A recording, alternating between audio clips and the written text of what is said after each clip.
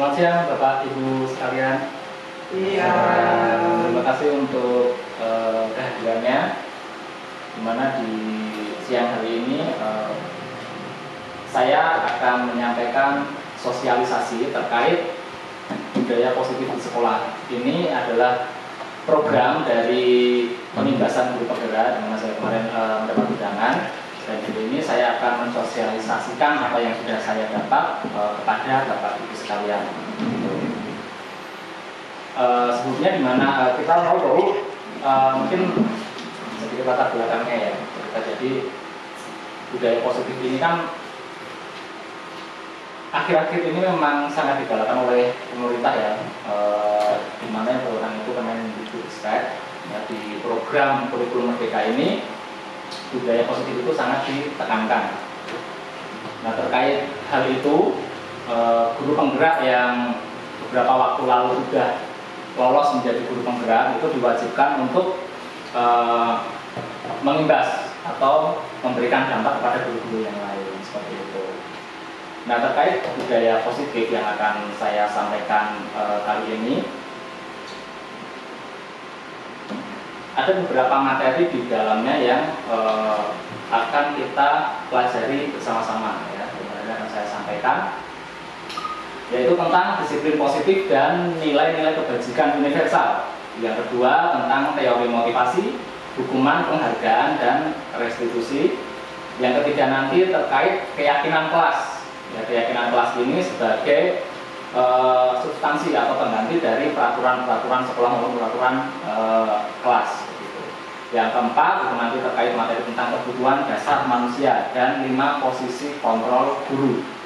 Yang kelima nanti ada materi restitusi ya, atau segitiga restitusi yang akan saya sampaikan secara terpisah seperti itu. Baik Bapak Ibu sekalian, untuk alur sosialisasi kali ini kita akan mulai dari materi yang pertama, yaitu tentang disiplin positif.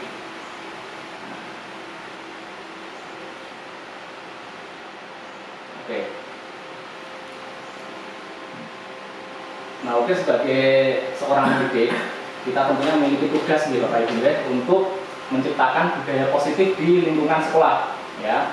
Di mana budaya sekolah ini, kalau kita baca bisa Bapak Ibu baca juga menurut Ulang di tahun 2007 berpendapat bahwa keyakinan-keyakinan dan nilai-nilai yang melihat dari bagaimana sekolah menjalankan aktivitas sehari-hari.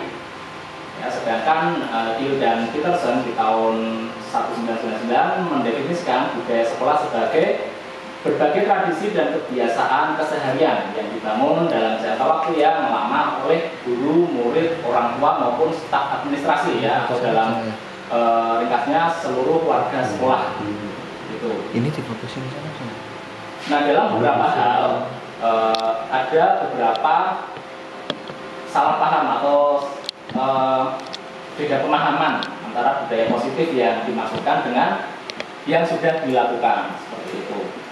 Nah, di sosialisasi kali ini kita akan menuju ke definisi bahwa budaya positif di sekolah adalah perwujudan dari nilai-nilai atau keyakinan universal yang diejawantahkan ke dalam kebiasaan sehari-hari para warga yang ada di lingkungan sekolah, sehingga terbentuk suatu lingkungan positif yang aman, nyaman untuk bertumbuh gitu.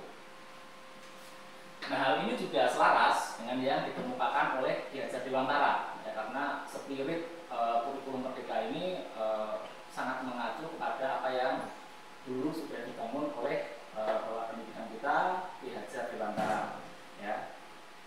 Yaitu tugas seorang pendidik sebagai seorang among adalah menyediakan lingkungan yang aman dan nyaman, serta menyediakan pembelajaran yang berpihak pada murid sesuai dengan kodratnya. Nah, di sini diambil contoh ketika seorang petani itu menanam padi, ya, petani itu hanya berupaya atau hanya bisa menyediakan lahan pertanian yang bagus, mengolah tanahnya supaya menjadi bagus, memilih pupuk yang cocok untuk tanamannya, setelah itu merawat dengan cara mungkin mengusir hamanya, mengendalikan hamanya seperti itu, sehingga padi itu bisa tumbuh sendiri dengan sendirinya. Jadi bukan petani yang menumbuhkan padi, tapi padi itu tumbuh dengan sendirinya dan petani membantu pertumbuhannya. Mungkin seperti itu. Oke. Nah, dalam hal ini dibutuhkan juga perubahan paradigma ya, dalam usaha menciptakan lingkungan yang positif tentang bagaimana penerapan sistem disiplin di sekolah kita masing-masing kayak gitu kan. Salah satunya ada pertanyaan, dalam usaha menciptakan lingkungan yang positif, bagaimana penerapan sistem disiplin di tempat kita saat ini. Terus untuk memastikan peserta didik melakukan atau menaati perintah, ya, ancaman ataupun hadiah maupun penghargaan apa yang sering kita lakukan, seperti itu. Nah, di sini nanti kita akan belajar tentang perbedaan antara, kita harus membedakan antara keterpaksaan terkait dengan disiplin, apakah murid itu terpaksa melakukan karena takut, karena sadar bahwa dirinya harus melakukan, atau karena tergiur sesuatu yang kita sebagai guru itu menawarkan. Nah, di sini ada kutipan dari teori pilihan ya, di tahun 98. Sesungguhnya siapa yang memiliki kontrol? Nah, tapi untuk posisi kontrol itu nanti kita akan membahas saat kita di materi restitusi nanti, seperti itu. Nah, cuma di teori kontrol ini yang perlu kita pahami bersama, ya, ini dari Glaser, bahwa sebenarnya posisi kontrol itu ada beberapa perbedaan atau beberapa konsep. Yang pertama, ilusi bahwa guru itu mengontrol murid. Ya. Pada dasarnya kita sebagai manusia itu tidak dapat memaksa murid untuk berbuat sesuatu kalau murid-murid tersebut tidak mau melakukannya. Nah, ini yang disebut sebagai ilusi, karena pada kodratnya manusia itu mengontrol dirinya sendiri. Ketika seorang murid itu mau melakukan apa yang kita perintahkan, itu sebenarnya adalah keinginan murid itu sendiri untuk mau melakukannya. Begitupun ketika murid tersebut tidak mau melakukan. Nah, yang kedua, ilusi bahwa semua penguatan positif adalah efektif dan bermanfaat. Nah, penguatan positif itu dalam arti seperti bujukan, ajakan secara lembut, seperti itu adalah bentuk-bentuk kontrol. Segala usaha mempengaruhi murid agar mengulangi suatu perilaku tertentu. Ya, misal ada murid kita menyapu gitu ya, kita senang, setelah itu kita kasih tahu mereka dengan kata pujian atau bujukan supaya dia tetap melakukan hal itu dengan baik, seperti itu. Itu pun disebut dengan ilusi, ya, karena itu masih dengan faktor eksternal, yaitu kita sebagai pemegang kontrol di situ. Ya. Selanjutnya ada ilusi bahwa kritik dan membuat orang lain merasa bersalah itu dapat menguatkan karakter. Nah, menggunakan kritik atau rasa bersalah seseorang untuk mengontrol, dalam hal ini adalah murid atau siswa, itu mengakibatkan identitas gagal. Ya, mereka belajar untuk merasa buruk tentang diri mereka sendiri. Nah, mereka mengembangkan dialog diri yang negatif. Oh, saya ini salah. Oh, saya ini berarti jelek. Saya ini buruk. Saya tidak bisa. Itu. Nah, perilaku ini karena seringkali guru mengucapkan menggunakan suara yang halus, tapi pesan yang disampaikan itu tuh negatif, seperti itu.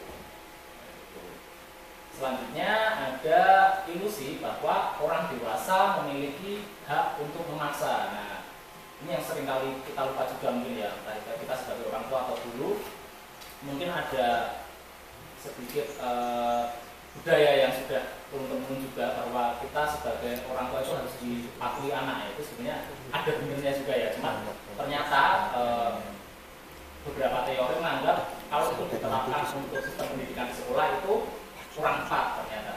Kembali lagi karena rasa atau kesadaran itu harus didasari dari murid itu sendiri, bukan karena perbedaan umur dan segala macamnya. Nah, ini yang selanjutnya ada ilusi, bahwa sesuatu yang hanya dalam angan-angan. Ilusi adalah sesuatu yang hanya dalam angan-angan. Nah, berarti apa yang kita yakini bahwa orang tua atau kita sebagai guru itu harus dipatuhi atau kita bisa mengontrol murid, yang saya sampaikan di atas tadi, itu adalah sebuah angan-angan atau ilusi, karena yang terjadi sesungguhnya adalah bahwa murid itu yang mengontrol dirinya sendiri.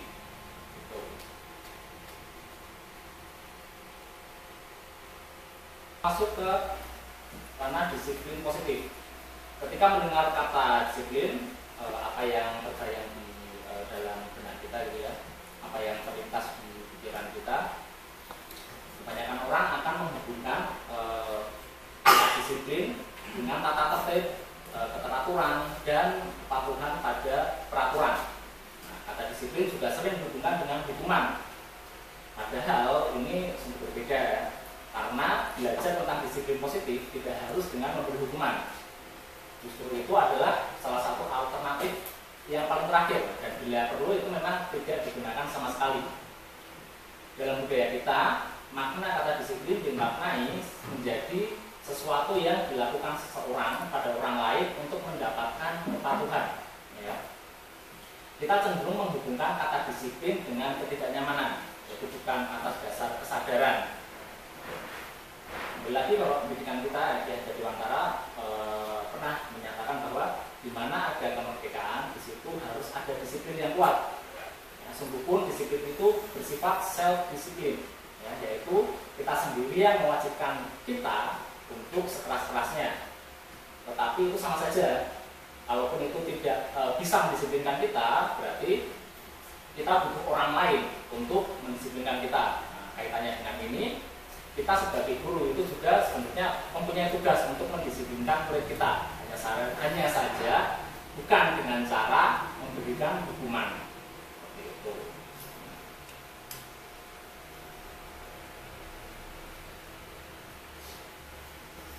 Nah, Kiai Jatiwantara juga menyatakan bahwa mencapai kemerdekaan atau dalam konteks pendidikan kita saat ini untuk menciptakan murid yang merdeka, syarat utamanya adalah harus ada disiplin yang kuat.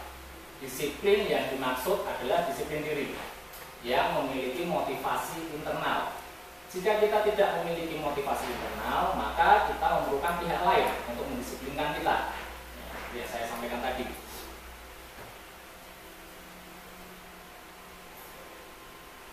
Adapun definisi kata merdeka menurut Kiai Jatiwantara adalah merdiko itu jarwonya nuromong letasing tangreh ngekubo kuat kuoso aman diri priyonggo, yang artinya merdeka itu artinya tidak hanya terlepas dari perintah tetapi juga cakap dalam memerintahkan diri sendiri.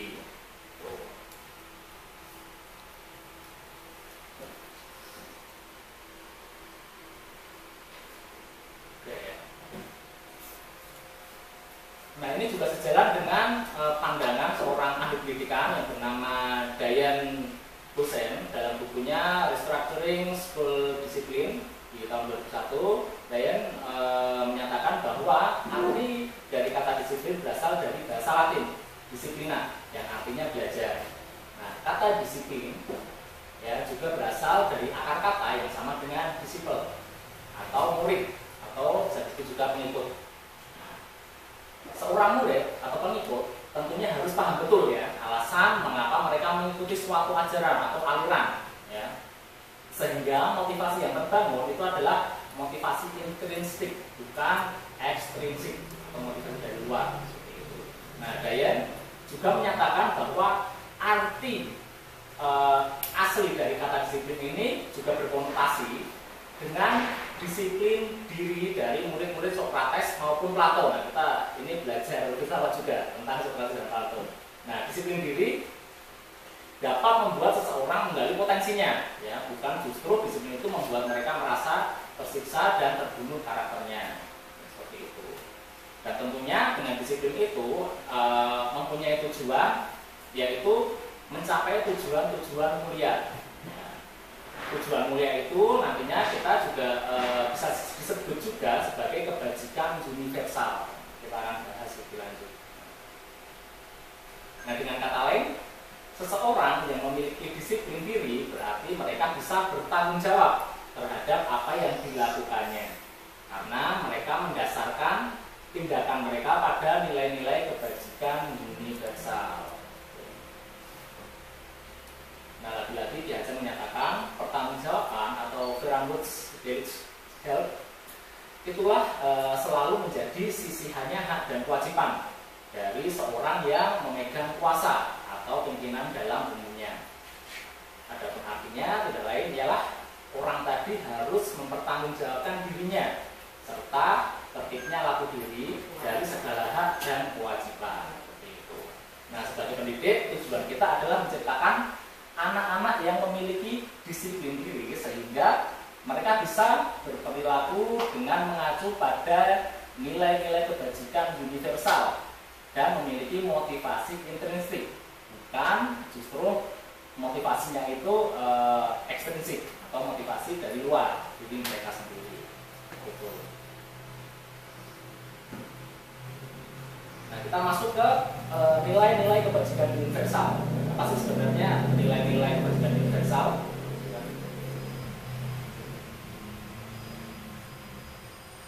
Nah, tadi saya menyampaikan ada dua pendapat ya, pendapatnya Ijazah Dewantara dan juga Dayan Hussein, di mana kedua pakar pendidikan mengartikan disiplin sebagai bentuk kontrol diri, yaitu belajar untuk mengontrol diri agar dapat mencapai tujuan mulia. Tujuan mulia di atas, yang saya sampaikan tadi, mengacu pada nilai-nilai dan prinsip-prinsip mulia yang dianut seseorang. Nah, kita menamakan nilai-nilai tersebut sebagai nilai kebajikan universal atau universal virtues, yang berarti nilai-nilai kebajikan yang disepakati bersama lepas dari suku bangsa, agama, bahasa maupun latar belakangnya. Ya, jadi kebajikan universal itu tidak terikat ras tertentu, agama tertentu, atau hal-hal lain yang sifatnya golongan. Seperti itu. Nah, Dr. William Glasser pada teori kontrol di tahun 1984 menyatakan bahwa setiap perbuatan memiliki suatu tujuan. Dan selanjutnya Dayan Hussein di 1998 mengemukakan bahwa dengan mengaitkan nilai-nilai kebajikan yang diyakini seseorang, maka motivasi intrinsik akan terbangun sehingga menggerakkan motivasi dari dalam untuk mencapai tujuan mulia yang diinginkan. Nah, ini yang selalu ditekankan dari kurikulum Merdeka saat ini, bahwa selalu motivasi dari anak didik kita yang harus ditekankan, bukan motivasi dari kita para pendidik. Nah, dalam hal ini pemerintah kaitannya dengan Kemendikbud mempunyai program P3, yaitu profil pelajar Pancasila. Nah, sebenarnya ada beberapa institusi atau organisasi yang masing-masing dari mereka itu memiliki nilai-nilai kebajikan yang kalau kita lihat itu bentuknya hampir sama atau poin-poin nilainya itu hampir sama. Nah, contoh di pendidikan kita mempunyai nilai-nilai profil pelajar Pancasila, di mana dia ada 6 nilai gitu ya. Ada beriman, bertakwa kepada Tuhan Yang Maha Esa, mandiri, bernalar kritis, berkebinekaan global, dan bergotong royong. Berikut ada beberapa juga nilai-nilai kebajikan universal dari beberapa instansi. Ada IDO, seperti itu, hampir sama nilai-nilainya, ada, semuanya ada di setiap instansi. Jadi mungkin ini yang disebut dengan nilai kebajikan universal itu sendiri ya. Jadi nilai-nilai mulia yang disepakati oleh banyak pihak ya, ataupun banyak instansi, atau bisa dikatakan juga nilai kebajikan universal itu adalah nilai-nilai mulia yang itu sudah menjadi dasar kehidupan manusia saat ini.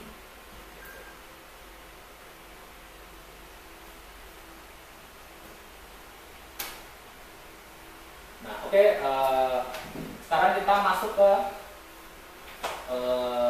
tahap 2, yaitu tentang teori motivasi. hukuman dan penghargaan, juga restitusi.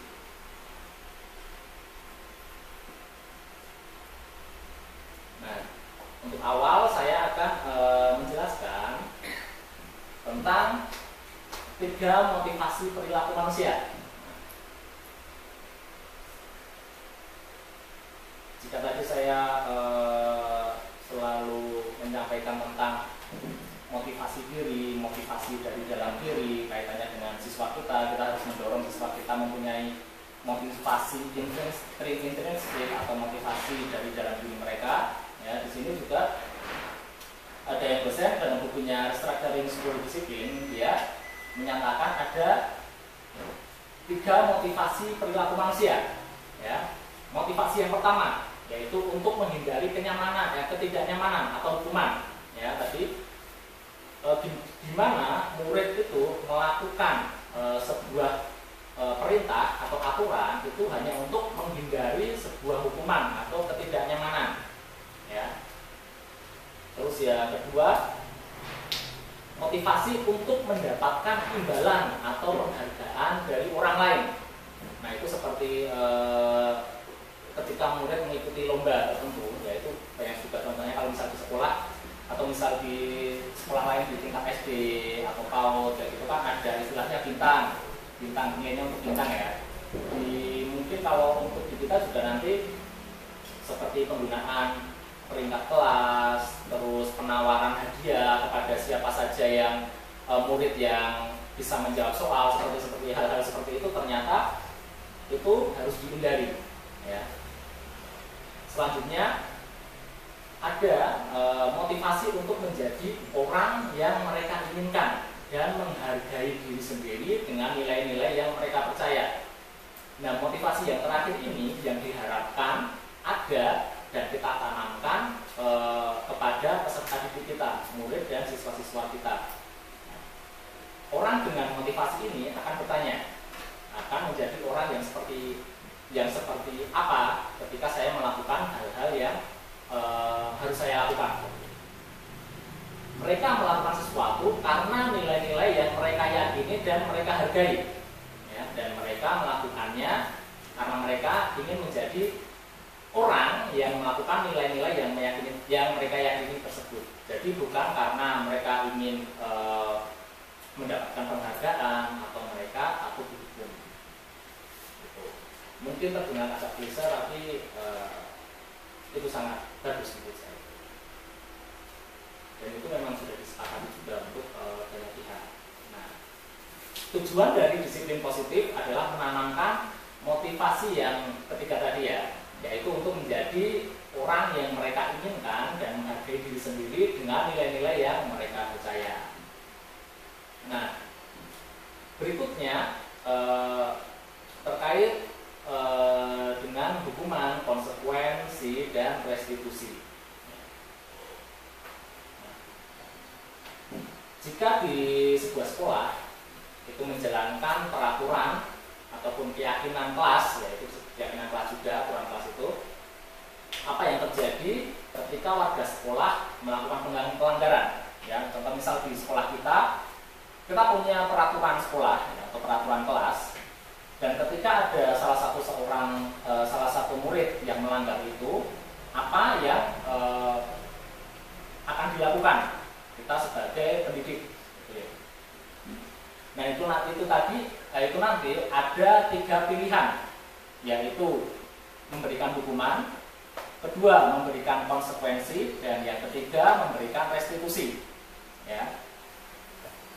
Nah, apa saja perbedaan ketiganya?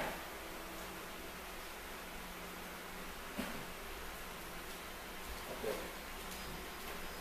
Nah, hukuman itu adalah sesuatu yang bersifat tidak terencana atau tiba-tiba. Murid tidak tahu tentang apa yang akan terjadi. Misal contoh ada seorang murid, dia terlambat seperti itu, mungkin dia sudah terlambat 2 kali, terus tiba-tiba ada guru, entah guru BP atau kita sebagai guru memberikan hukuman secara tiba-tiba. Oke, kamu harus push up misal 10 kali. Nah, itu hukuman yang tidak tertulis di kesepakatan sekolah atau peraturan sekolah, tapi hukuman yang diberikan secara tiba-tiba itu bisa disebut sebagai hukuman. Nah, itu hukuman itu bisa berupa fisik maupun hukuman psikis. Gitu. Yang kedua ada yang namanya konsekuensi. Ya, konsekuensi terjadi dalam bentuk yang sudah terencana, ya sudah tertuliskan, aturan sudah tertulis dan sudah disepakati, ya sudah dibahas dan disetujui oleh murid dan guru. Nah, umumnya bentuk-bentuk konsekuensi dibuat oleh pihak guru atau pihak sekolah dan murid sudah mengetahui sebelumnya konsekuensi yang akan diterima bila ada pelanggaran. Nah, namun dalam penerapan konsekuensi murid tetap dibuat tidak nyaman, ya, untuk jangka waktu pendek. Konsekuensi biasanya diberikan berdasarkan suatu data yang umum yang dapat diukur. Misal ada aturan terlambat 3 kali harus mengerjakan apa, harus melakukan apa, seperti itu. Nah, yang ketiga ada yang namanya restitusi. Nah, restitusi ini tidak hanya melibatkan murid, tetapi juga menumbuhkan kontrol diri kepada anak, ya, untuk menyadari kenapa mereka melakukan sebuah tindakan. Sorry, ini ada typo. Saya ulangi, restitusi itu tidak hanya melibatkan guru, tetapi juga menumbuhkan kontrol diri kepada anak didik kita untuk menyadari kenapa mereka melakukan sebuah tindakan dan tindakan apa yang seharusnya dia lakukan agar lebih baik. Ya. Jadi restitusi ini sifatnya lebih ke refleksi diri, kembali lagi yang ditekankan di guru-guru Merdeka saat ini, ya, itu adalah motivasi diri. Ketika seorang murid atau siswa melakukan kesalahan, ya, kita sebagai pendidik itu dianjurkan dan harus melakukan refleksi, ya. Kita mengarahkan supaya peserta didik kita itu bisa berefleksi diri sehingga bisa menyadari apa yang sudah dilakukan.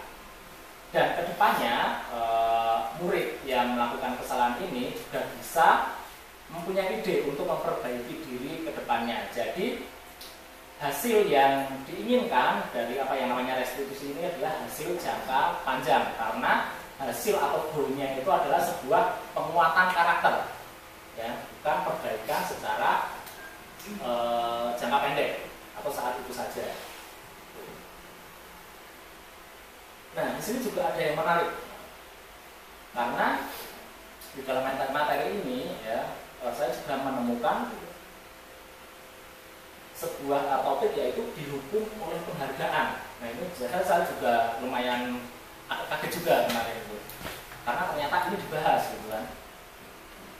Nah, saat kita sebagai guru itu berulang kali menjanjikan hadiah kepada murid, ya, atau kepada anak-anak agar berperilaku bertanggung jawab, atau kepada seorang murid agar mempelajari sesuatu yang baru, atau kepada karyawan supaya melakukan pekerjaan secara berkualitas, ya, sebenarnya kita itu sedang berasumsi bahwa mereka tidak dapat melakukannya. Mereka hanya dapat melakukannya ketika mendapat penghargaan. Seperti itu. Di sini ada contoh kasus. Ibu Anas, guru kelas 2 SD, mendapatkan masalah. Murid-muridnya tidak bisa tertib berdiri antri di depan pintu kelas dan selalu berebutan masuk kelas setiap jam istirahat usai. Nah, seiring waktu akhirnya Bu Anas ini punya ide nih, Mbak, anak-anak tak kasih bintang nih kalau mereka bisa tertib berbaris di depan kelas. Berhasil akhirnya, ketika mau masuk mereka berhasil dengan tertib baris itu, dengan syarat itu dapat bintang dari Bu Anas. Nah, tapi satu waktu bu guru ini sedang sakit, nggak bisa hadir di sekolah. Waktu itu ada Pak Heru yang menggantikannya. Nah, karena Pak Heru ini tidak mengetahui aturan yang dibikin oleh Bu Anas, ketika masuk murid itu tetap berebutan. Nah, seperti itu. Nah, ini dari sini didapat kesimpulan bahwa ternyata penghargaan itu pun tidak membentuk karakter anak secara jangka panjang. Ya, anak hanya termotivasi oleh penghargaan yang diberikan.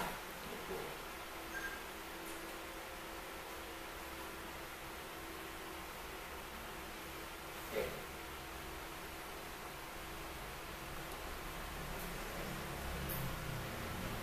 Nah, ini ada beberapa pendapat, ya, yang menyatakan bahwa penghargaan itu tidak efektif. Ya. penghargaan adalah suatu benda atau peristiwa yang diinginkan, yang dibuat dengan persyaratan hanya jika Anda melakukan hal ini, ya, maka Anda akan mendapatkan penghargaan yang diinginkan. Ya. Jika saya mengharapkan suatu penghargaan dan tidak mendapatkannya, maka saya akan kecewa dan berkecil hati, serta kemungkinan lain saya tidak akan berusaha sekeras sebelumnya. Melakukan sesuatu, maka kita harus terus-menerus memberikan penghargaan itu. Jika kita ingin orang tersebut terus-menerus berperilaku seperti yang kita inginkan. Contoh seperti orang yang berusaha berhenti merokok atau orang yang berusaha diet, menguruskan badan misalnya. Bila kita memberikan penghargaan kepada dia, itu pasti tidak berhasil, karena dia hanya akan berhenti saat penghargaan itu diberikan. Oke. Ketika penghargaan itu sudah berhenti diberikan, ya dia akan melanjutkan kebiasaan yang lama lagi. Nah, penghargaan juga dapat merusak hubungan. Ya, ketika seseorang diberikan penghargaan dan dipuji di depan orang banyak, maka yang lain yang tidak mendapatkan penghargaan itu akan merasa iri. Dan sebagian dari mereka akan tidak menyukai orang yang diberikan penghargaan tersebut. Itu terjadi juga, ada kemarin teman saya sempat cerita juga anaknya mendapat penghargaan, ya, dan itu ternyata justru mereka yang mendapat penghargaan itu mendapat bullying di sekolah, seperti itu. Jadi itu memang ternyata menimbulkan rasa iri dari beberapa anak yang tidak mendapatkan penghargaan yang sama. Nah, jika seorang guru sering memberikan penghargaan kepada murid-muridnya, besar kemungkinan muridnya termotivasi hanya untuk menyenangkan gurunya. Mereka tidak akan bersikap jujur kepada guru tersebut. Itu yang ditakutkan. Nah, penghargaan mutlak menciptakan persaingan di dalam kelas. Dan mereka yang percaya bahwa mereka tidak memiliki kesempatan untuk mendapatkan penghargaan akan berhenti berusaha atau mencoba. Selanjutnya, penghargaan juga mengurangi ketepatan. Ada beberapa riset di sini. Salah satunya, dalam sebuah percobaan, sekelompok anak laki-laki berusia sekitar 9 tahun diminta untuk melihat gambar-gambar wajah yang ditampilkan di layar, dan mereka harus memberitahukan jika wajah-wajah tersebut sama atau berbeda. Nah, gambar-gambar tersebut hampir sama nih. Cuma nanti dibagi kelompok. Kelompok satu, beberapa anak ini dijanjikan kalau mereka bisa, mereka akan diberikan penghargaan, diberikan hadiah. Nah, kelompok yang lain, mereka tidak dijanjikan apa-apa. Mereka cuma diminta untuk menjawab secara benar. Gitu. Dan ternyata hasilnya adalah kelompok yang dijanjikan hadiah itu melakukan kesalahan yang lebih banyak dibanding dengan anak-anak yang tidak dijanjikan apa-apa. Hanya disuruh menjawab dengan benar saja, melakukan hal yang benar saja, seperti itu. Nah, selanjutnya penghargaan ternyata juga menurunkan kualitas. Ya, ini ada pengamatan beberapa kelompok mahasiswa yang sedang bekerja praktik di sebuah surat kabar universitas, seperti itu. Nah, saat itu mereka sedang belajar menuliskan sebuah artikel tentang sebuah judul berita utama. Nah, nanti berita yang memang itu menarik akan dimuat di surat kabar kampus tersebut. Nah, hasilnya karena itu nanti ada beberapa penghargaan, nah, yang terjadi adalah penurunan kualitas dari kreativitas mahasiswa-mahasiswa tersebut. Karena kembali lagi yang ada di pikiran mereka adalah penghargaannya, bahwa judul saya harus dimuat, bahwa saya harus mendapatkan imbalan, gitu, bukan kualitas dari apa yang mereka tulis. Penghargaan ternyata juga mematikan kreativitas, ya. Karena sama seperti yang saya sampaikan tadi, bahwa murid-murid atau siapapun itu yang dituju hanya penghargaannya saja, ya. Tapi tentu saja ini berlaku di lingkup akademisi, ya. Kalau sudah di lingkup bekerja atau profesional lainnya, itu mungkin akan berbeda penerapannya. Karena ketika bekerja, ya mutlak yang menjadi motivasi kita pasti penghargaan atau imbalan juga.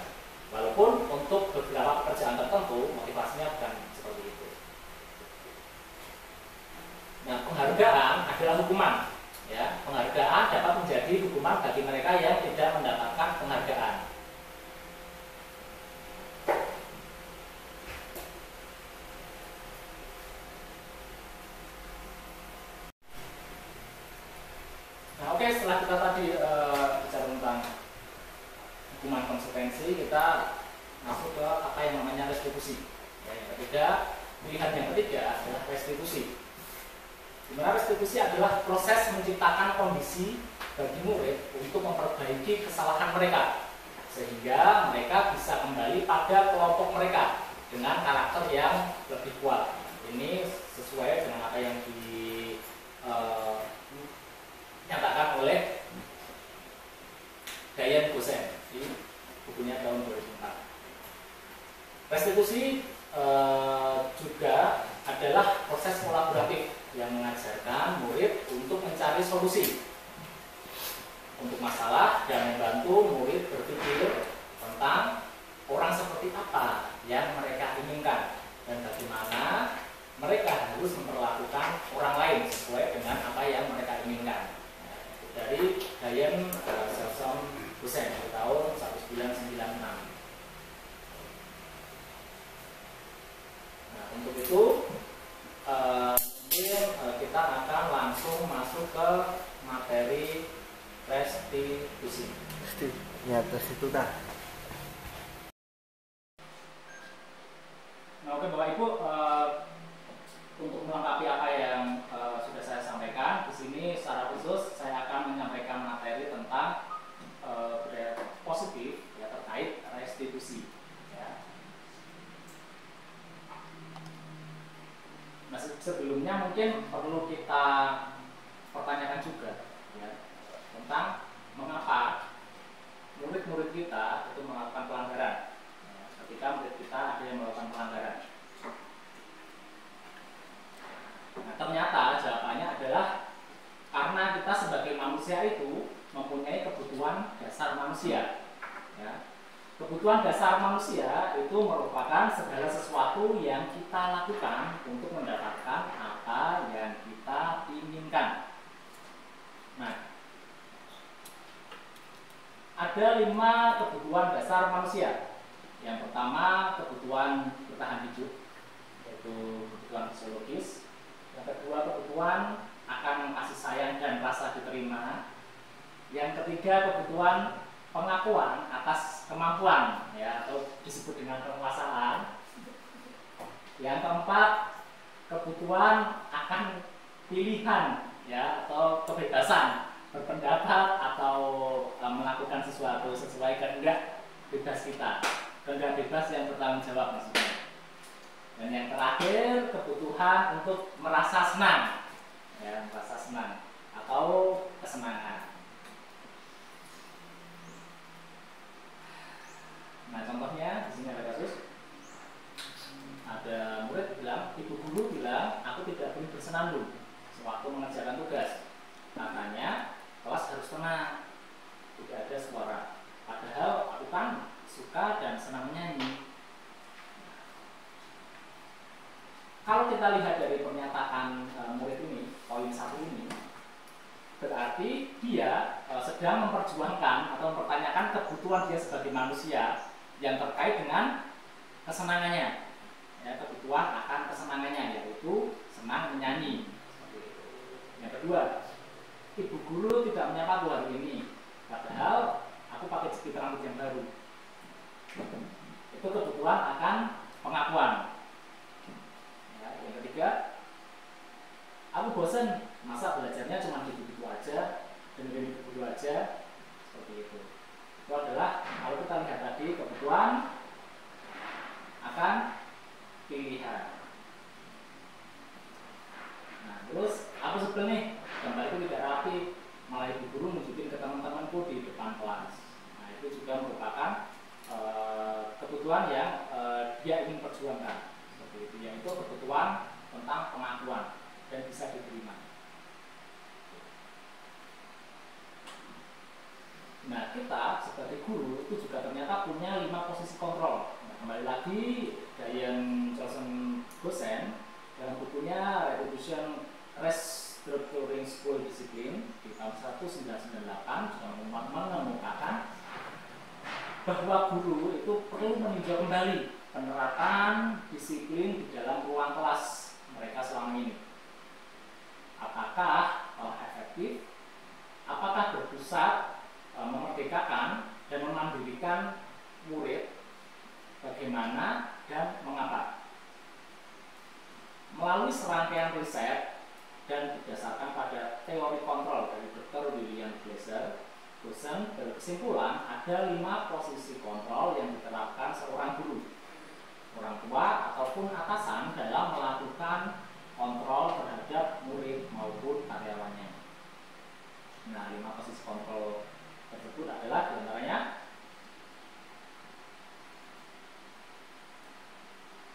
posisi kontrol sebagai penghukum. 2. Posisi kontrol sebagai pembuat orang merasa bersalah. 3. Posisi kontrol sebagai teman. 4. Posisi kontrol sebagai pemantau. Dan yang terakhir, posisi kontrol sebagai manajer. Nah, mari kita perhatikan pernyataan berikut. Saya kecewa sekali dengan kamu. Nah, dengan kata-kata atau pernyataan seperti itu, berarti seorang guru sedang memposisikan dia sebagai seorang atau Bapak Ibu penghukum, ya, sebagai seorang penghukum. Nah, yang kedua, kamu tidak pernah benar melakukannya. Nah, kata yang diberi jawaban adalah tidak pernah. Berarti dia sudah ada pengamatan sebelumnya, ya. Berarti dia bisa dijelaskan sebagai pemantau, ya, atau juga bisa sebagai pembuat orang merasa bersalah. Nah, terus ayolah lakukan demi bapak atau ibu. Nah, ini lebih lanjut lagi, dia berusaha menjadi seorang teman. Ya. Apakah kamu mau mendapatkan stiker bintang hari ini? Selanjutnya, bagaimana kamu bisa menyelesaikan masalah ini? Nah, itu adalah, kalau yang untuk bagaimana kamu bisa menyelesaikan ini, kira-kira ini seorang guru yang memposisikan dirinya sebagai seorang manajer, ya. Dia berusaha untuk mengajak anak didiknya mengetahui potensi-potensinya dan berusaha untuk mencarikan solusi secara 2 arah tentunya. Nah, kamu selalu yang paling terakhir. Nah, ini pun kontrol sebagai seorang pemantau.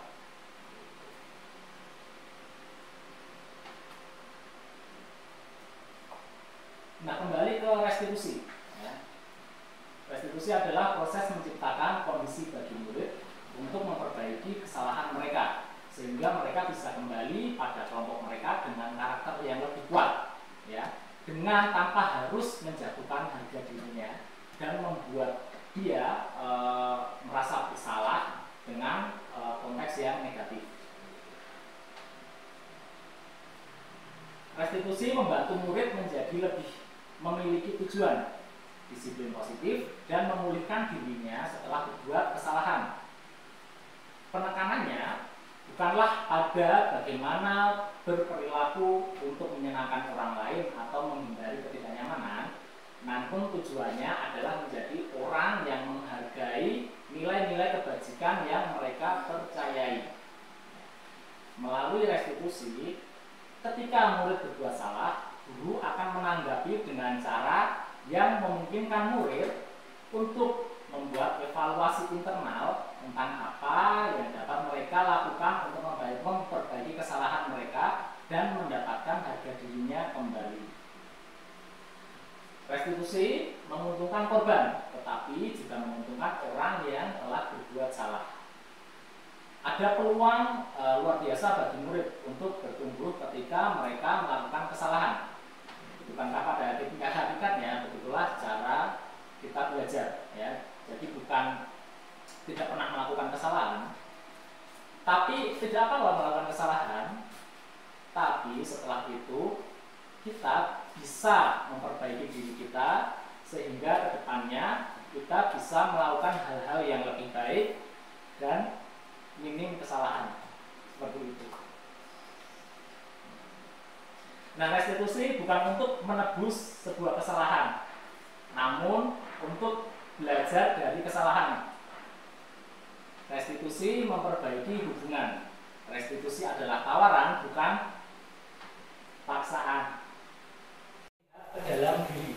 Restitusi Restitusi mencari kebutuhan dasar yang mendasari tindakan. Restitusi fokus pada karakter, bukan pada tindakan. Restitusi menguatkan. Restitusi fokus pada solusi. Dan restitusi mengembalikan murid yang berbuat salah pada kelompoknya, tentunya dengan harga dirinya. Ya. Nah, berikut ada segitiga restitusi, ya, di mana segitiga ini merupakan tahapan yang harus kita lakukan ketika kita sedang menghadapi seorang murid yang melakukan kesalahan. Yang pertama adalah dengan tahapan paling mendasar, yaitu menstabilkan identitas. Yang dimaksud di sini adalah menetralisir. Ya, ketika ada seorang murid yang melakukan kesalahan dan murid itu menghadap ke kita atau kita panggil, kita harus menetralisir dulu, menstabilkan emosinya. Kita ajak bercengkrama dulu, ya, kita ajak intermezzo dulu. Baru setelah itu kita arahkan ke tahapan yang kedua, yaitu validasi tindakan yang salah. Ya, kita ajak dia ngobrol terkait apa yang sudah dia lakukan, ya. Kita giring dia, kita arahkan dia untuk memvalidasi, untuk dia menyadari bahwa apa yang dia lakukan itu adalah sebuah kesalahan. Terus, ya, dan selanjutnya, setelah dia berhasil memvalidasi rasanya sendiri bahwa dia itu salah melakukan sesuatu yang kurang baik, kurang bisa diterima gitu di dalam lingkungan sekolah, selanjutnya yaitu adalah menanyakan keyakinannya. Tindakan yang salah yaitu masuk ke menanyakan keyakinannya, ya, tentang keyakinan kelas apa atau aturan kelas seperti apa yang sudah dia langgar. Ya, tentang keyakinan kelas apa yang sudah dia langgar, keyakinan kelas yang dulu dia sepakati, ya, dan kini dia langgar sendiri. Dan kita tanyakan apa yang harus dia lakukan. Dan kita pertanyakan juga berbagian seperti apa yang ingin kamu capai ketika kamu melanggar keyakinan yang kamu buat sendiri. Nah, itu tahapan segitiga restitusi. Nah, disiplin positif di sini adalah metode di mana orang tua maupun guru itu mengkomunikasikan secara jelas pada anak murid berkaitan dengan ada akibat berupa konsekuensi yang harus ditanggung oleh orang yang tidak berperilaku baik. Tingkah laku apa yang dianggap baik dan tepat dan apa yang dianggap tidak tepat atau tidak pantas. Terus ada reward untuk tingkah laku baik.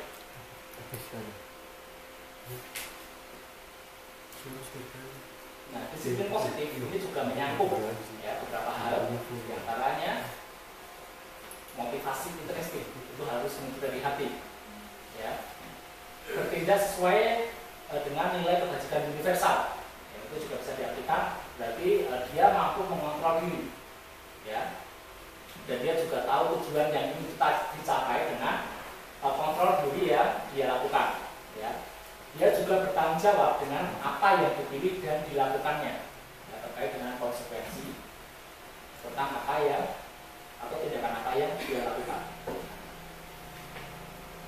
Di sini apa sih sebenarnya manfaat budaya positif, ya, disiplin positif? Di antaranya ada membantu anak untuk menumbuhkan rasa bertanggung jawab dan punya sense of belonging. Dua, mengajarkan social of life skill yang diperlukan untuk mengembangkan karakter yang baik. Membuat anak, ya, atau murid menemukan kemampuan dirinya dan menggunakannya secara konstruktif. Yang terakhir, anak merasa dihargai, ya, tidak dipermalukan. Dan ini sangat efektif untuk penguatan jangka panjang. Nah, begitu Bapak Ibu, apa yang saya sampaikan ini semoga menjadi pembelajaran dan evaluasi untuk kita bersama sehingga kita bisa dengan lebih baik lagi mengenal anak-anak kita dan juga mendidik mereka supaya menjadi penerus-penerus bangsa yang berbudi luhur dan berkeyakinan universal yang baik. Oke, terima kasih untuk waktunya Bapak Ibu guru sekalian. Sekian dari saya. Terima kasih. Sampai jumpa di lain kesempatan.